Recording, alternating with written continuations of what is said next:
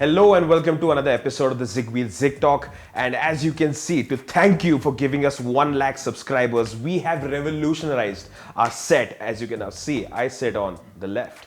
That's right. Anyways, so what we're talking about this time is Maruti's concept Future S. Now, I know we've already done a video on Maruti Suzuki. The link to that video is in the description below, and if you want to check that out, please do. But this video will focus on the Future S. And before we go any further, we'd like to apologize. There's just one image we can show you because that's all that Maruti is given to us. You're going to be seeing a lot of our face, I'm sorry. Yeah, so before we get on to what the Future S is, let's first lay the rumors to rest and let's first tell people what the Future S is not. So, of course, a lot of rumors suggesting that this is going to be Maruti's alternative to the Renault Kwid. That seems unlikely because, okay, the Alto needs an update that will happen sometime later, but is this the one? Doubt Maybe not. The second rumor was, is it the Brezza 2.0? Too soon, way too soon to put out a concept for previewing that, because let's face it, the Vitara Brezza is the most successful car in its segment. It's still, there's not a update due anytime soon. It doesn't feel like it needs one, at least looking at the sales chart. Exactly. So this is not going to be a preview of something that's going to be a replacement or even the Brezza update itself. What this is going to be is a micro SUV. Now it's getting a little bit of a brain tease because like, oh my God, another segment. Everything's an SUV these days, right?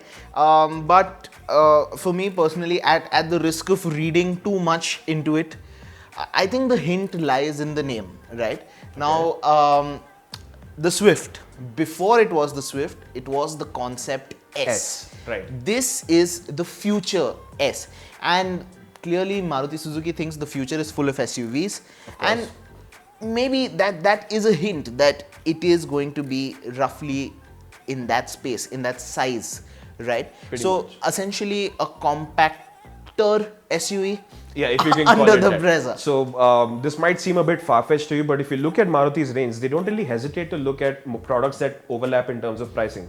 Say, for example, when the Swift was around with the Ritz, roughly at the same price point, but the value proposition was different. One was more sporty, one was more practicality and family-oriented. At the same time, now, even if you look at the upcoming Swift and where the Ignis is, where the Baleno is, there's going to be some kind of overlap in terms of pricing. Right. But it's just a question of, instead of buying this, I'll get this. So you still keep the customer in the Maruti family. Right. When the Ritz and the Swift battle it out, it's Maruti Suzuki that's laughing to the bank, right? Pretty much. So yeah, again, this is going to be a compactish SUV. So essentially what we're looking at is an SUV-ish alternative to the Swift.